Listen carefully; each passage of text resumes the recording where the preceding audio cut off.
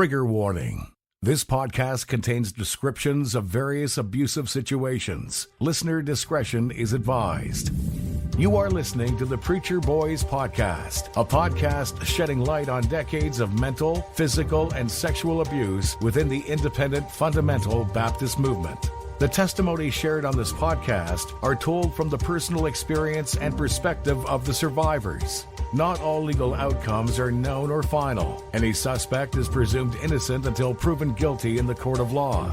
To find more information about the Preacher Boys podcast and upcoming documentary, visit preacherboysdoc.com or connect on Facebook, Instagram, or Twitter with the handle @preacherboysdoc.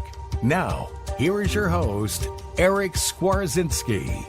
All right, Michael, thank you so much for joining me on the Preacher Boys podcast. For our audience, could you just personally introduce yourself and let us know how you first got introduced to the independent fundamental Baptist movement? Hi, Eric. Thank you for having me on. So I was born into the independent fundamental Baptist movement. My father went into Bob Jones University, and the person who started a church called Fairhaven Baptist Church in Chesterton, Indiana.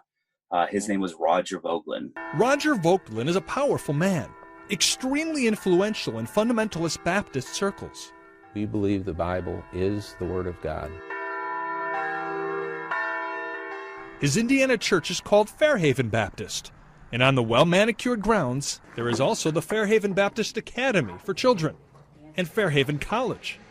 Pastor Vogelin has led thousands of children and their families for 4 decades. And Roger Vogelin was a few years ahead of my father, but got a lot of his staff from Bob Jones in the early days. So I grew up at Fairhaven. I was born, raised there, spent 21 years at the church, academy, and college. I was a part of that movement for indoctrinating that movement, shall we say, for 21 years at Fairhaven. So my dad was the Bible teacher there. He had probably 8 to 9 different courses in a college that he taught, all Bible related, had a doctorate degree, very, very smart, very intelligent person. My mom was a home economics teacher, early childhood development teacher, has her master's degrees in those areas. So those that know the church really know my father and mom. They were very personable, likable people. They have many, many, many college sons and daughters around the world, as they would call them at this point, that they've had a huge influence and an impact on their life. So that's kind of where I grew up. So I spent my whole life there in that movement. Then I moved to Southern California when I was 21 and was a pastor for about a year in Southern California at a church, another IFB church here in Vista. In San Diego County. That really kind of sealed the deal for me. I know you're going to probably delve into it a little bit here, but right. I've been fighting a lot of throughout college, I've been really fighting a lot of the things that were thrown at you. But if you challenge those ideas, they would come back at you and you'd be labeled, a rebel or whatever. And they even made examples of other people who did do those types of things. So, and I know we'll get to that later, but it was kind of the nail in the coffin. I wanted something different. I wanted another IFB church to show me, hey, we're not like Fairhaven. We don't run like Fairhaven. Even the pastor that hired me in Southern California even said, we're not like Fairhaven. Right. We know, we see all of the problems that Fairhaven has with their rigid ideology and the way that they conduct their business, but we're not like that. Well, they were like that in a lot of ways, and so that kind of just sealed the deal for me. And I just said, you know what, there's got to be more life than this. So left the IFB movement probably when I was about 22, 23. Okay, and that would be how many years now? Unless you don't want to give your age. Yeah, 2007. So I've been in California now since 2005, 15 years, come July 1st. So you've been out of the movement for about 13 or 14 years. Yeah, absolutely. A detox, as I would call it. Right. Well, I definitely do want to talk about that process, but first, let's give some context because there may be people listening. For a lot of people, the name Roger or Jeff Voegelin, I can never say his name. Even though I've heard his name said a million times, I can never say it, coming from Skwarczynski. But for a lot of people within the movement, they may be very familiar with that name. It's a pretty well-known name in that circle. But there's also a lot, even for me, if I wasn't researching, I probably wouldn't have heard it being on the West Coast. So for people who don't understand, when you say not like Fairhaven, they may be like, why would that matter? What is Fairhaven like? Can you talk about your experiences growing up around the Fairhaven environment and, maybe was it positive initially and then became, really increasingly uncomfortable? What was the first thing that you kind of noticed that was a little bit off? And just give us some context about what Fairhaven was like. Very good question. So I would say that growing up on I'm not going to call it a compound. Like my goal in all of this is not to sling arrows at Fairhaven, to try and sound bitter in any way. I've done a lot of hard work in my personal life, not being bitter, not being forgiving them, and trying to take the high road with a lot of this. I just want to help people who are in kind of the same boat, and maybe even those that don't want to move away from an IFB church or are sitting there questioning. Right. There are things that I'm not against religion. I am all for religion, but religion has to take a proper place in one's life. So to answer your question, when you grow up and you live on the campus and you're isolated from the world, because that's what IFB churches do. They isolate themselves from the world. You're told a lot of stories of the world. They'll pick the drags out of society, those illustrations, and they'll make it seem like that's the norm. So if this person who is, at Pacific Garden Mission in downtown Chicago, and they would take us there all the times, and, it's the homeless people, and they point and go, that person used to be a doctor, and this is what will happen if you take a sip of alcohol. Right. Well, there's a lot of, so that's the kind of environment, that when you grow up in this, and, as the podcast goes on, we'll, talk more and more about, some of the pitfalls of the IFB movement, how they reel you in and keep you in. But you think, you believe that this is normal way of life, that this is the norm, that this is what normal, godly, righteous people ought to be doing. And if anybody else says otherwise, they're wrong. Right. So you get this. So, and growing up at Fairhaven, Roger Voegelin was a very, he was an inner city German, staunch, just, for lack of better words, I refer to him as a bully. If you crossed him, you would be the sermon illustration, you would be the rebel, you would get publicly humiliated in front of thousands of people at a church service. If you opposed him, I remember sitting there and thinking, because I grew up on the staff side, and, I was, because I was a staff kid, so I saw behind the curtain for a lot of things, but I also, my dad wasn't really looked at as true staff by the staff. Like, there really wasn't, there's the elite staff, and then there's, the people who do all the dirty work on the staff. And that's where they kind of put my father. And he didn't mind. Hey, I'm just here to serve the Lord. He had a great servant's attitude when it came to that. Before we move on, and I'm always fascinated by this, and, I've said on the show, and it falls on deaf ears because people like to make a lot of assumptions about my motivations doing this. But I'll be the first to say there's some really genuinely great people that I've met within the IFB, and some of those are even on staff of ministries that aren't, genuinely great ministries. And it sounds like, at least from your descriptions thus far, your parents were genuinely really decent, good people. And I'm always curious, have you ever thought about the mindset that keeps someone like that at a place like that, even though their personality and the ministry's, I guess, personality tend to clash? Can you give a little bit of context and maybe, why you think that's the case, and why you think your parents were able to operate at a place that, doesn't seem like it really fit their mood and identity? Absolutely. It's the greater good cause. Yeah. It's this, we have this higher calling and this higher cause that we're not going to let any man keep us down or hinder us from, doing good or God's work. And we often, I know I've had multiple conversations with my father since he's left Fairhaven. They left Fairhaven in 2000, probably about 2008, 2009. So about the same time you left the IFB. Yeah, there was a meeting, and I'm sure we'll get into that at a future, if not this podcast, maybe a future one if you have me back. Round 2 or 3 or 4, one of those. Yeah, when I was a pastor. Let me answer your question, then I can go off into that. But I think it's we often, look at all this Fox's Book of Martyrs and all these people that were persecuted. And I think they just look at it as I'm doing a lot of good, so I'm going to overlook a lot of the deficiencies or attacks, whether they're from within or whether they're from without. And I remember my father saying things like, even when the staff is wrong, they're right because they're your authority figure. And so it's kind of this, they buy into the pastoral authority being, this holy God-given authority that cannot be challenged and goes unchecked. Right. They even buy into that, but they look at all of the good that they're doing, the people that they're reaching, the lives that they're changing, the souls that are being saved. And it's kind of like this balance thing. Like, okay, can I handle all of the criticism from staff?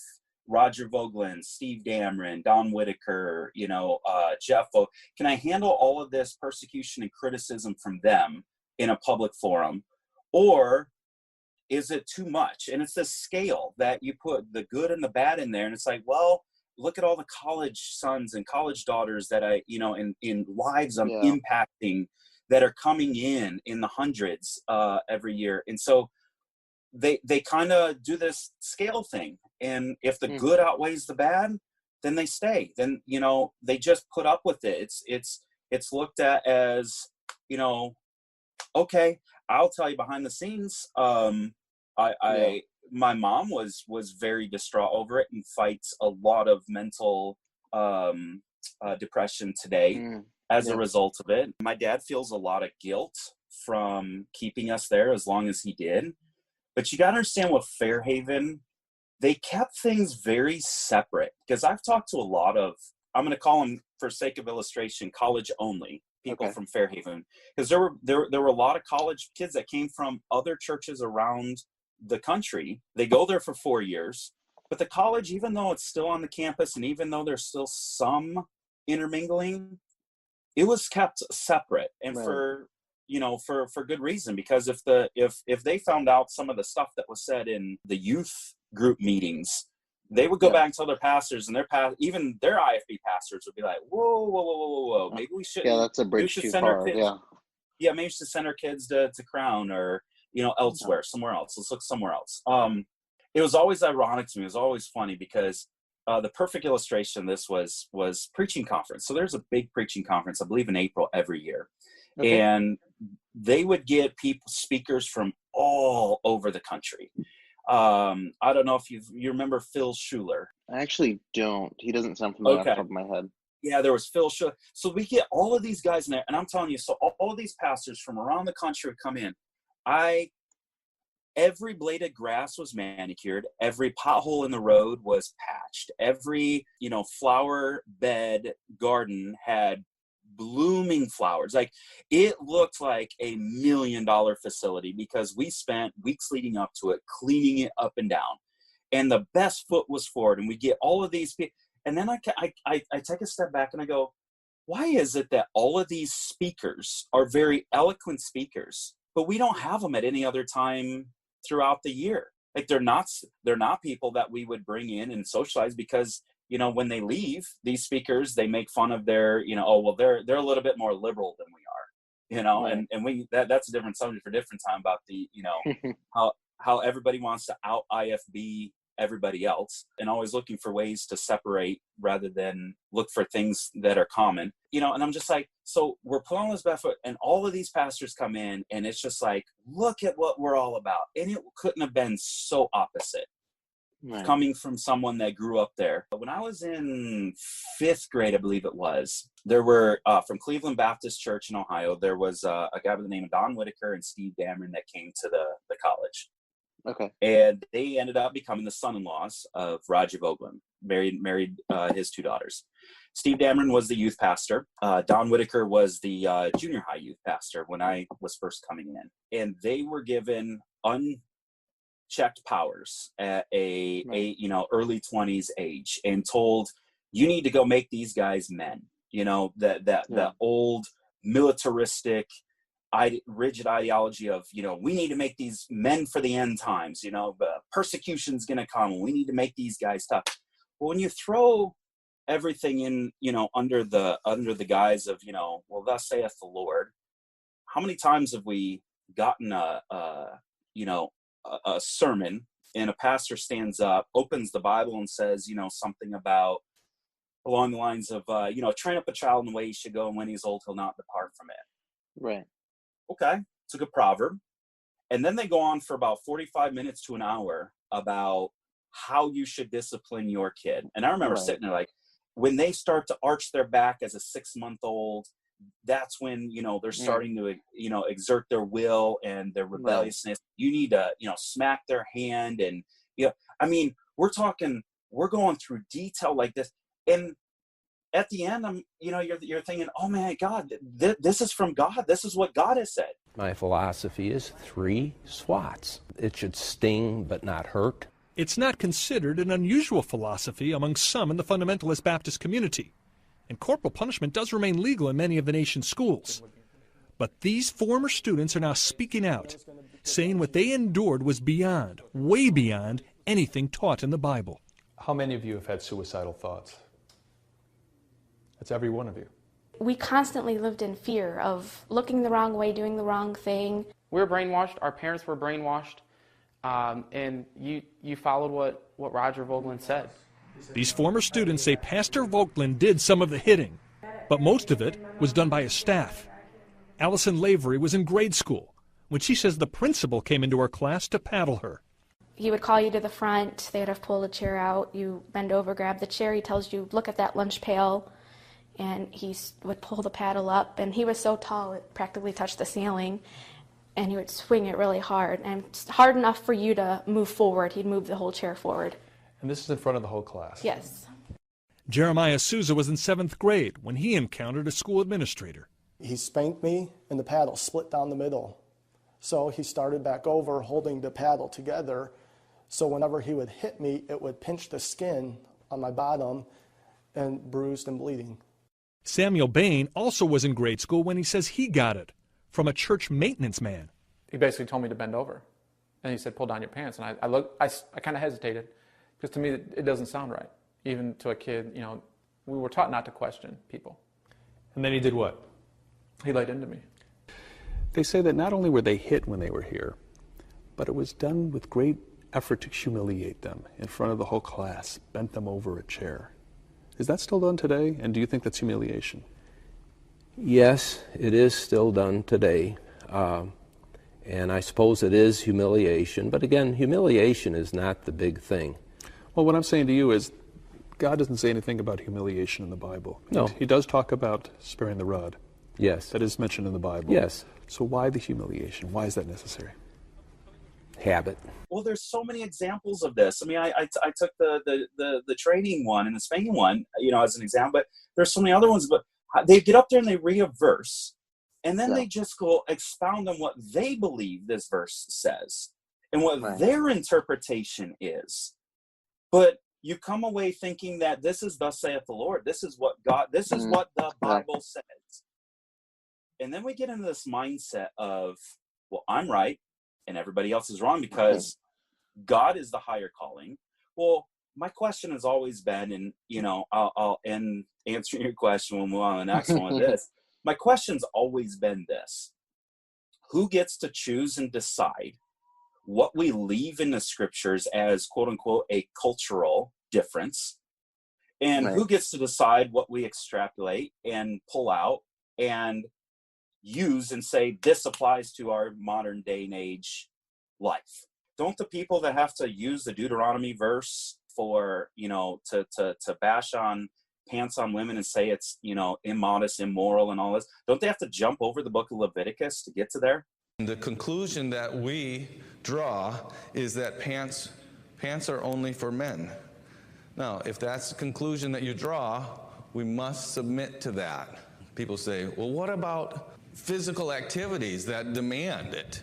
Okay, if pants are only for men, we have a couple ways to address physical activities.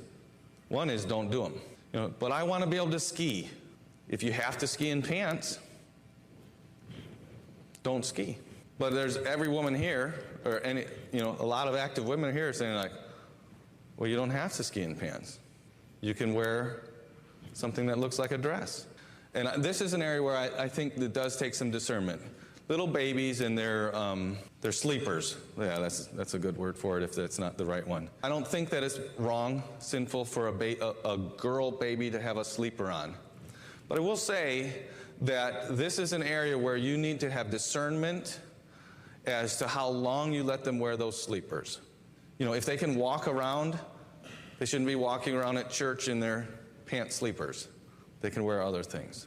There comes a point when she'll know that she's wearing that type of clothing, and she should probably not wear it at that point.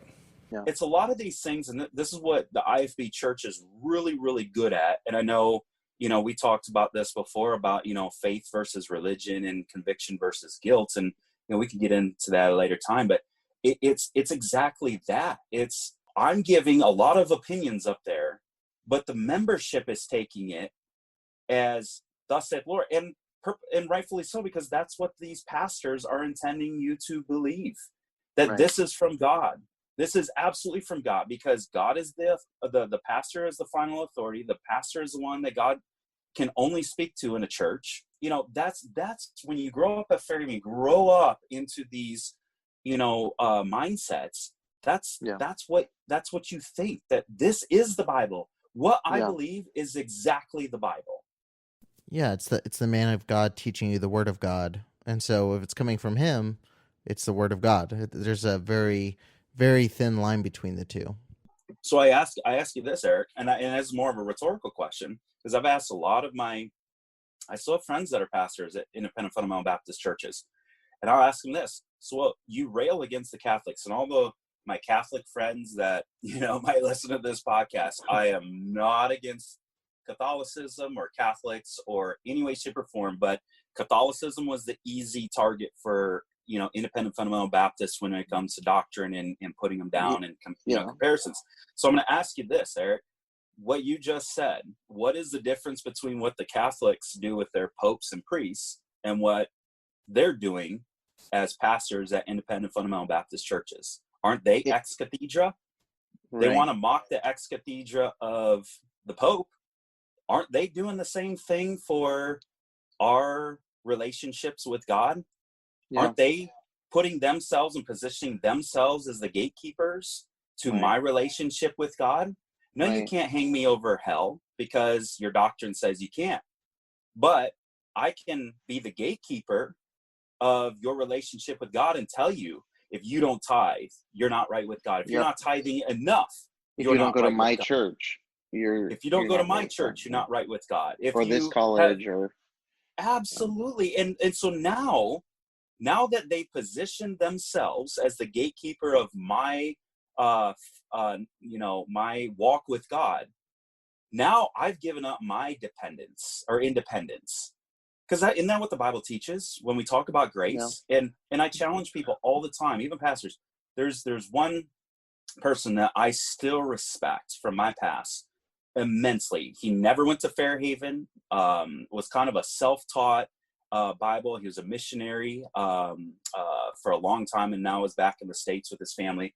Probably one of the most respected people I have in my life. I haven't spoken to him in years because of past things in my personal life, but I remember him sitting there and telling me, really dive into grace and what the New Testament teaches about the word grace, and see how it applies with spiritual liberty. Because, and he even said, and he goes to a Baptist church, but he even said Baptist churches are making these murky waters, because they want to get up there and they want to say it's for by grace are you saved through faith, and they want to make salvation by grace alone, but they don't want, then we go back to the Old Testament rules and regulations and legalism to live by, whereas that's not the New Testament. Why are we going back to Old Testament legalism with our walk with God?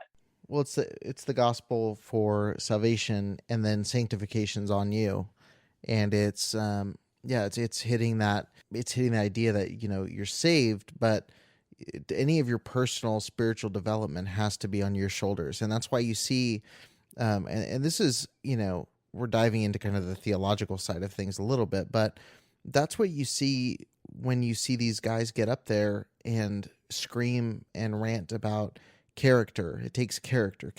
It's so much self motivation. It really is. And I'm not even going to dive into that, but it's really just a thing of, well, I'll just go ahead and say it. It's the reason you see a lot of guys that leave IFB churches, and, they'll find churches that maybe have better music or all these different things, but the pastors tend to be more, the motivational pull yourself up by your bootstraps. We can do this kind of rah type mentality, and it's the same kind of message. They're still drawn to that same kind of teaching.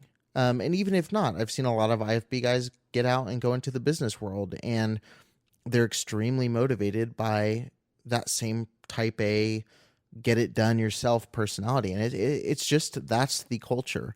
It's grace for the visitor on Sunday who needs to get saved, and it's law and order.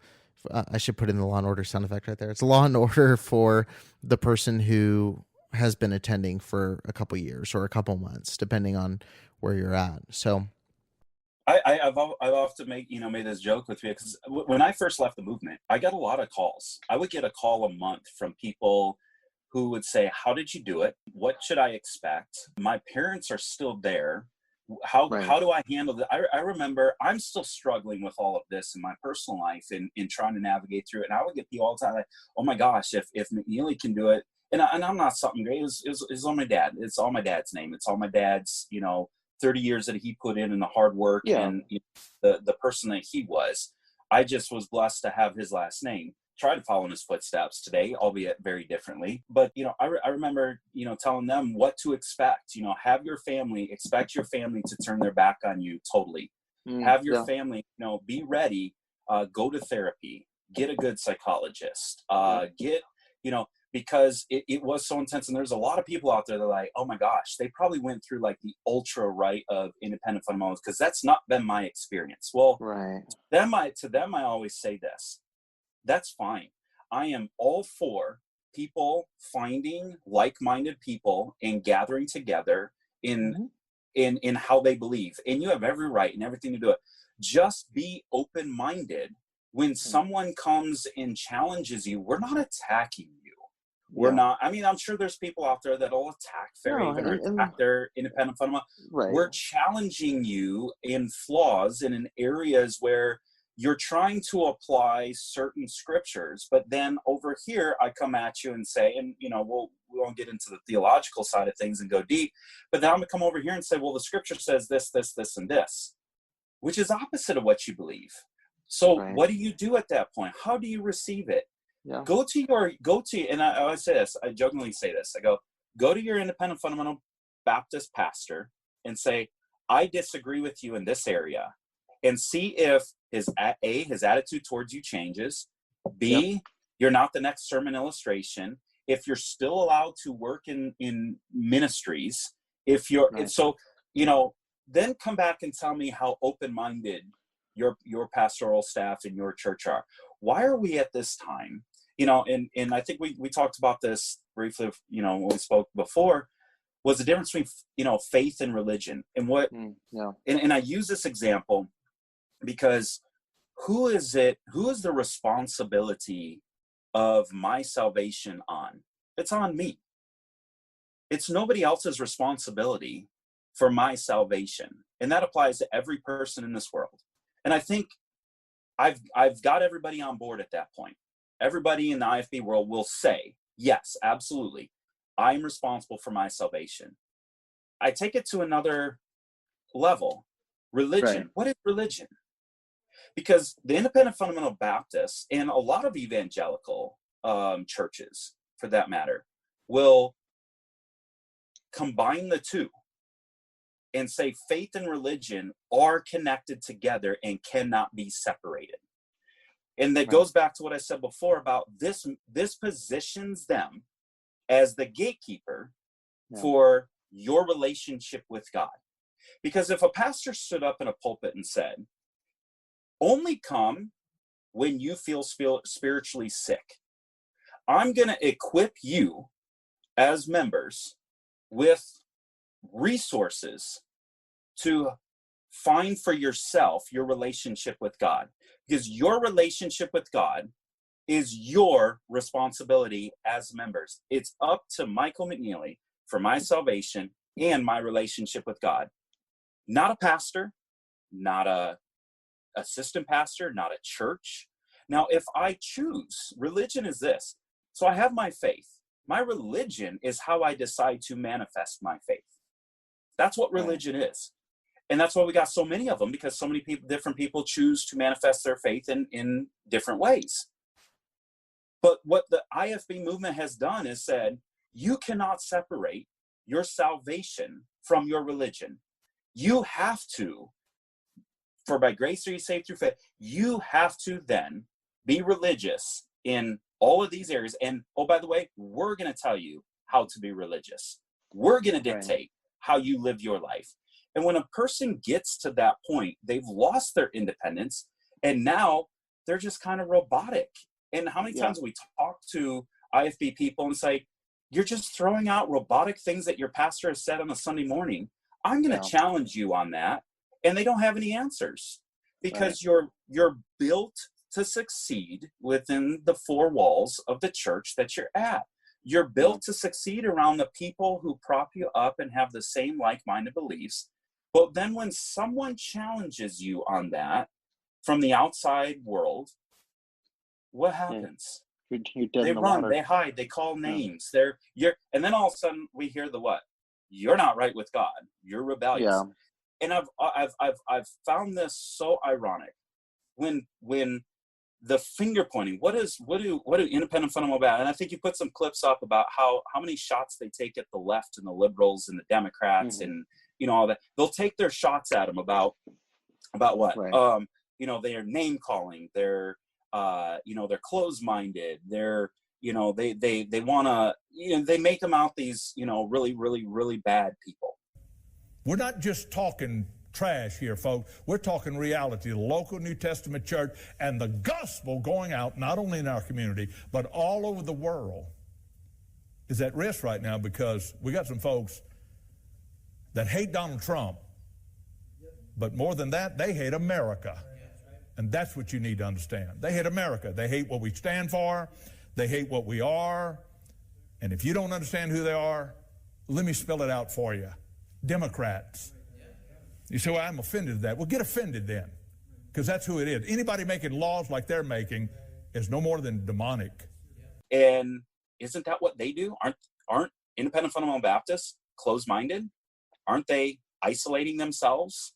Aren't they the ones that are always right? Hey, it's one of their, if someone's listening to this who maybe is and would disagree, like, look at the doctrine of separation, the quote unquote doctrine of separation.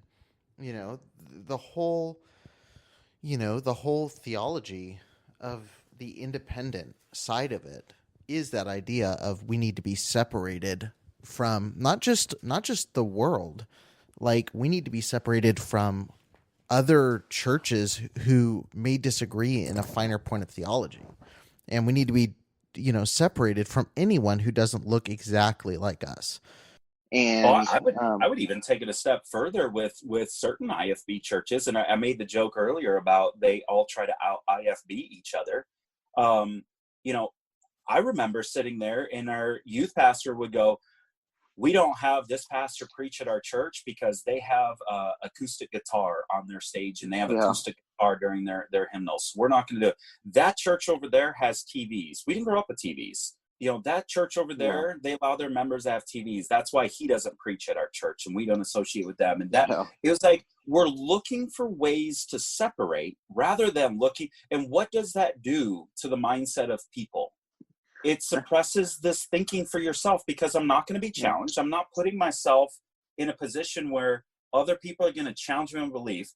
If you have if you are the most right with God, you have the perfect doctrine, you have the perfect practices, should it not matter? Should it matter who comes in and tries to challenge you? Aren't you strong enough to stand on your own 2 feet? Why do we need to separate? Well, it's the thing that I hit on all the time is like, if you have the truth has nowhere to hide. Like, if I know something to be true and we spend 2 or 3 hours talking through it and digging through the evidence for what we're saying, if what I believe is actually true, our conversation, if we're both being intellectually honest, it's going to get us closer to what I already believe, because I believe the truth.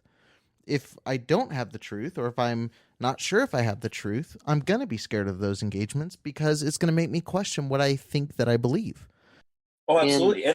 And that goes perfectly with the idea of conviction versus guilt.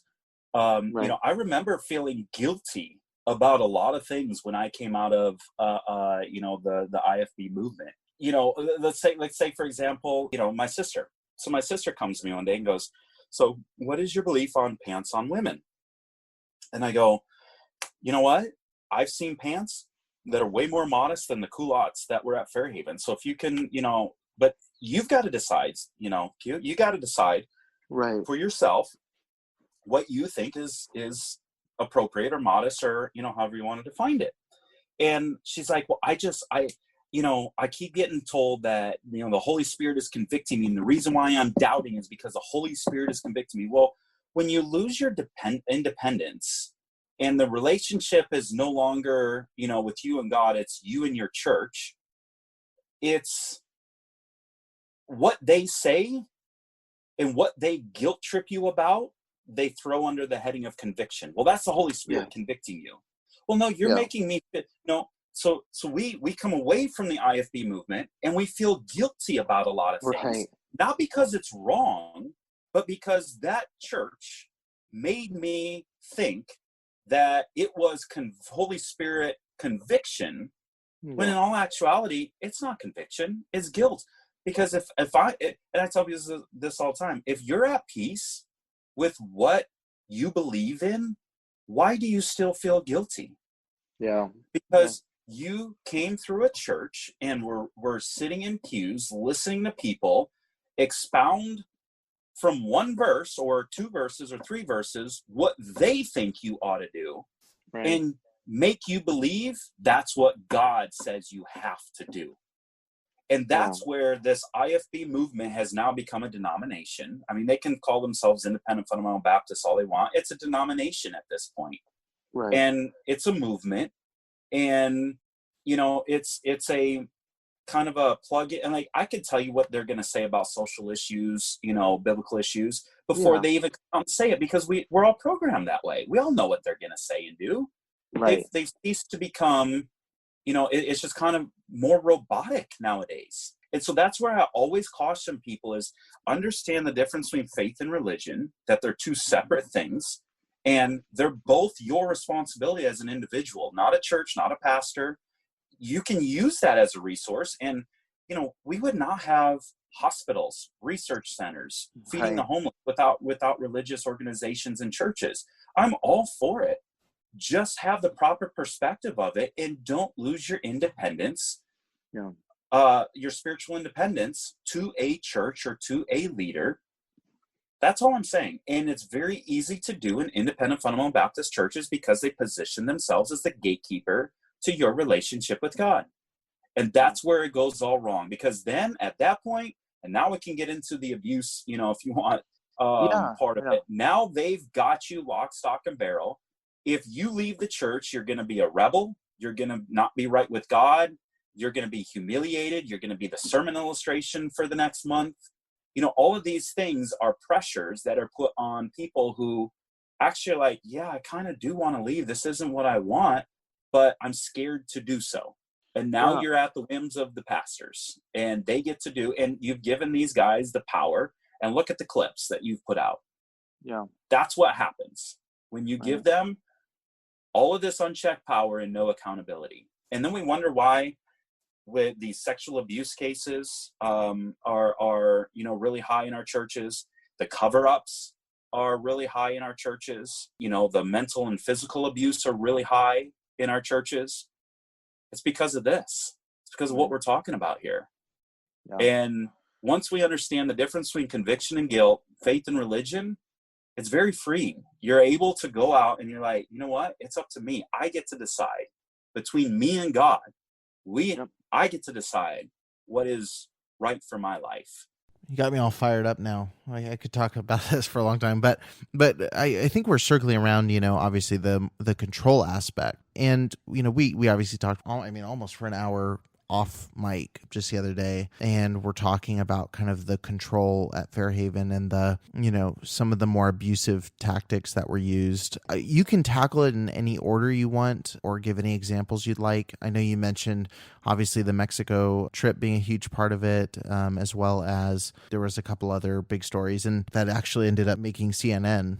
Wherever you want to start with, that's fine, but let's definitely give a few examples and share some of your experiences there. As I mentioned before, the two son-in-laws, when I came into the youth group, the two son-in-laws, actually, I want to say Steve was married at the time, but Don Whitaker wasn't married, but they were, you know, dating or betrothed, you know, going to get married, however we want to define it. And Don Whitaker at first was very good to me when I was coming in. He was very gracious, very nice, very, you know, he even took me to, his dad was a pastor in Ohio, took me to his dad's house for 4 days, and we spent some time together there, you know, got to talk, got to know each other. He did that with a few other people as well, just trying to really get to know him. And then all of a sudden it just turned on a dime. And I remember thinking, like, who is this person? Well, it was, you know, Roger Vogelin, the control freak, wanting these guys to make men out of us. And their idea was, you know, the youth family is a family unit that, and I remember sitting there, you know, listening to Steve Dameron say, this family unit is more important in a lot of ways than your own family. You gotta remember, we're spending more time at the church, in youth groups, at a school, than we are at home with our own parents. We would spend, I mean, gosh, Mondays, you know, 8:30 school. We're not done with practice till 5 o'clock. Do our homework, to bed. Tuesday, school, practice, and then youth group. Wednesday, school, game, you know, whatever. Thursday, school, practice, and then church. Friday, you know, Saturday, Sunday, ministry. So, you know, you were with them way more than you were with your own family in a lot of regards. And I remember the where it started to get really bad with me, and the starting point was we went to a Grand Canyon trip as a youth group. Every 2 years we went on different things. It was either called a Destination Challenge, DC, a Destination Unknown, where we didn't know where we were going until we got there, and then a missions trip. So every 2 years it would rotate between those. And so our Destination Challenge was, we're going to go to the Grand Canyon, we're going to climb the Grand Canyon. Well, I had a I had a medical condition. I slept heavily. I slept on the top bunk of our bed, and there was a fire alarm within 6 feet of my head. It would go off and I would sleep soundly through it. I couldn't hear a thing. And, you know, we were trying to, you know, get medications because I wet the bed, you know, and this is, you know, getting a little raw for me, but I wet the bed in 6th grade going into 7th grade. And we were trying our best to fight the issue, figure out what was wrong. What can we do? We're trying medications. We're trying to wake me up in the middle of it, you know, all these things, because my parents feared if I went with 150 teens on this trip, that this was going to be a very embarrassing time for me. So one of the counselors that was going on the trip, my mom and dad pulled him aside and said, hey, Here's what's going on. We trust you with this information. Here's the medicine for, Michael. And we've gotten him a special line sleeping bag. And, we've put some Pampers and stuff in the bottom. So he's just gonna, when he gets in the sleeping bag, he'll pull him on at night. And, if he does wet the bed, it won't be as bad. We're trying to, all these safety precautions. So I remember being scared to death. Because here you are, not only as a 6th grader, you're now with the 7th or 12th graders, on the trip. No mom and dad for a week and a half. And so first day, I get on the bus. We get off the bus for like a bathroom break or something, and I get pulled aside. And Steve Darren goes, so I hear that you have a medical condition. Okay. I don't know who told him that, but okay. And he's like, it's not a medical condition. It's a discipline problem. I've ordered, your medicine to not be given. And he goes, we found the Pampers in the bottom of your sleeping bag. We're taking those from you. This is a discipline problem. This is not a medical problem. I remember being scared to death. And so I'm like, I'm going to do it. I'm going to wet the bed. And I did that whole trip. I wet the bed, at least most of the nights. And then they would make a big deal about putting the sleeping bag under the bus and airing it out. And, oh my gosh, McNeilly's sleeping bag is down there and he wets the bed, and then you're encouraging all of these high schoolers to be bullies.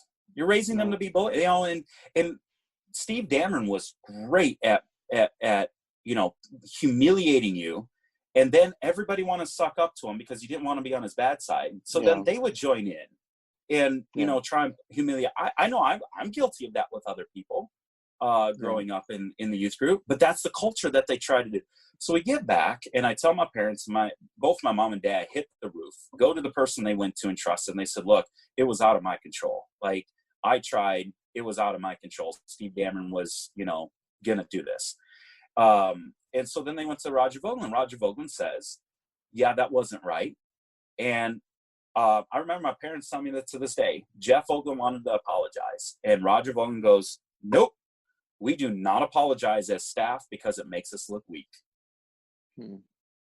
And so then, that's being done. So Steve Dameron gets it, I found that portion of it out years down the road. I wasn't told at the time. Right. So we go to school, and one of the youth group nights, shortly thereafter, they gave out awards for the trip and, making fun of people, doing this. And so he gets this baby rattle, and he goes, and so for the big baby award, we're giving it to Michael McNeilly because he wets the bed. And I know it was because my parents went over his head and told what had happened, and he had quote unquote got in trouble, which they never got in trouble. It was just, hey, don't do that again, or be more careful next time, type of thing. And so he wanted to publicly humiliate me in front of the youth group. I was just appalled. Like I was already thinking about, all of the trauma from, being humiliated on the trip. It's humiliation enough that I'm doing it. I'm not doing it on purpose. So I put the rattle in. I was sitting next to a friend of mine. I just put the rattle in his bag because I didn't want to see it. I didn't want the reminder. I just put it in his bag and forgotten about it. Well, he took it out when he got home and goes, why is this in my bag? So he takes it to his dad, who was on staff, and his dad thinks it's, oh, Steve, so Michael doesn't like your thing. And he goes, so the next morning, we're all in General Assembly for school. General Assembly for school. Next morning, in walks Steve Dameron, and he goes, I want to talk to everybody. It didn't seem like McNeilly enjoyed or liked his award. So here's what's going to happen. He's going to wear this rattle around his neck the entire day at school. And if he takes it off, you guys let me know. If he takes it off, he's then got to wear it for a week. And so all of the college students saw it and were laughing. All of the high school students, all of our teachers. And it was just like a day of humiliation, all over what? Right. Because I wet the bed on a trip. Right. Like this is the type of stuff, and that's one illustration. I could give you 100 more where, you know, they went to the point at times where if they didn't like what you did, they would call you out of school, and it could happen at home. They would call you out of school, out of class.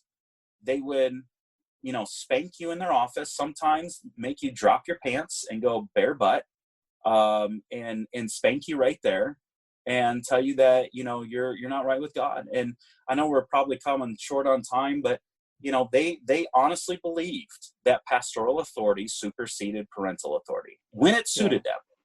Now, if the kid goes off the rails, then it's the parents' fault, because it's the parents' responsibility to raise them. But when it comes to certain, so I remember, I don't know if you remember, the Bill Rice Ranch was a big thing. I'm not sure if it's around nowadays, but it was the one time that they were going to go down to the Bill Rice Ranch. I don't remember why or, you know, what, but they were against it, and then they were going to go one year. And my parents made a decision that I was going to miss a youth teen night, and we were going to go do something. I forget what it was, but I remember we missed it. The next day, they knock on our door. We lived in a small apartment in the men's dormitory. We knock, Steve Dammer knocks on the door and says, "I need to see Michael right now." And I'm, you know, why they're knocking on our door and not giving us privacy and all, but that happened more often than not. So come to the door and he goes, "You skipped teens. And because of that, you're no longer allowed to go to the Bill Rice Ranch." My mom overhears it. My mom goes, whoa, what? That was our decision, not his. Don't punish him. That was our decision. You want to talk about it, talk to us. Well, no, this is a family matter, because they believed that pastoral authority superseded parental authority.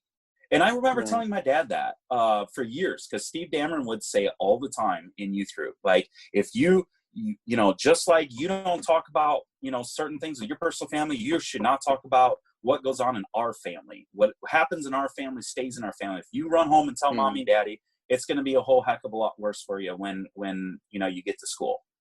And because we spent more time with them than we did our own family, you know, we listened. And I know you referenced the Mexico trip. That's out there. CNN, you know, did a little bit of that. But I would just say, you know, with the abuse, the mental abuse, the physical abuse, you know, there was a lot of it that went on. To the point, I already told you, you know, a lot of people respected my father. For my father to walk away after hearing what happened behind closed doors in the youth group should say something to a lot of people about Fairhaven. And the abuse and the power hungry, you know, the control that they had, you know, they would have the pastors come in and practice us as teenagers, the basketball team. They practice against us, and they would throw balls at our stomachs, hit us with elbows upside the head. I mean, I remember looking at my dad. My dad was, you know, playing us one, and my dad wouldn't do any of it, but he did allow a lot of it. And he would just look at it and go, "That's not right, but they're the authority." Yeah. And that's the problem when we get into this and start peeling the onion and the layers of the onion with all this is, you know, this is not okay. This should not be acceptable behavior within churches. I don't care if you want to put it under the guise of "Thus saith the Lord," and this is what God doesn't say that. Show me in the Bible where Jesus did that. Right. I'll show you in the Bible where Jesus went into a religious church, and because they were practicing legalism and, you know, doing things they shouldn't be doing in the church, cast them out. My New Testament Bible shows me that when Jesus came to a city, where did he go? First, he never darkened the doors of the religious entities. He never went to the church, the synagogues. He always went to the leper colonies, the you know, business people, the people who weren't so close-minded and they were right from their perspective and was waiting for everybody else to catch up to him. He went to the people that he could actually talk to. Yeah. I would say most IFB churches, if not all of them, check more boxes for being Pharisees than they do Christians. Yeah. And that's the sad reality of where we've gotten today. No, absolutely. I know I mentioned I have an interview here coming up, but I do want to leave this on this question. Just I definitely think we should reconnect soon and do maybe a part 2 to this, because there's plenty to talk about. But I'm curious, you already mentioned kind of what your final straw was leaving, but what would you say to someone maybe who was in, or maybe who is in a similar position to where you were, as a teen, experiencing that kind of stuff, maybe in a, really negative like youth group environment, and, maybe they feel trapped within it. What would you say to them to encourage them, or what advice would you give to them going through something like that? Ooh, now are they able to leave, or no? I would say like I would say the kids at home, like who maybe are in a youth group that's pretty intense and going to a Christian school, and maybe even parents on staff, like so where they're really like that is their life and they have no way out of it. Can you just give a really quick maybe word of advice or encouragement, or maybe something you wish you had known in hindsight looking back? I wish I would have known to think for myself and be able to, I was able to think for myself. So able to have your own independence, just understand that there's a bigger world out there. Religion has strapped you down, tied you down, made you feel guilty about a lot of things, that you get to explore the scriptures and find for yourself what you actually believe and what you actually stand on. Take the good, because there is good that comes from it. You mentioned, some things about structure, some things about, type A, personality traits, some characteristics. There's good things that you're going to be able to utilize throughout life. Focus on those good things. Find the good. And then everything else, just understand that it's temporary. You don't have to be strapped and tied to it for a lifetime.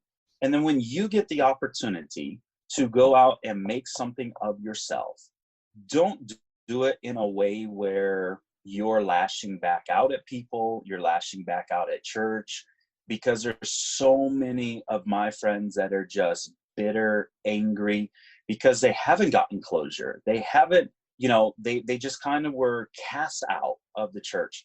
But if you're in a church that thinks this way and you're sitting there going, oh my gosh, when is this going to end? And it can get very depressing. I say, dwell on the positives, continue your self-learning, continue to explore the scriptures, and you get to decide. Nobody can take this away from you. You get to decide what you believe is right and what you believe the scripture says. Right now, you got to abide by what your parents say, what the pastor says. I would say don't rebel, but keep a very open mind, because it's not going to go well for you. If you rebel, it's going to put a lot of pressures on a lot of people.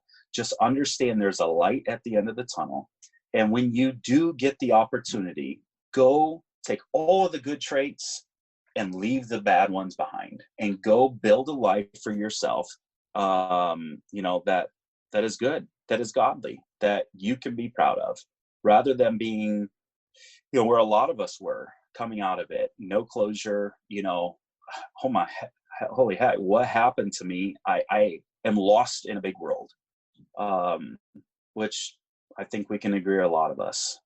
Yeah, that's really great advice. And I definitely want to reconnect, and maybe talk more about this, because I think it was a really good insight. So, but right now I got to jump into another interview. I hate to cut it off a little bit short, but thank you so much for joining me and for sharing your insights. And I definitely would love to get you on a future episode to talk a little bit deeper.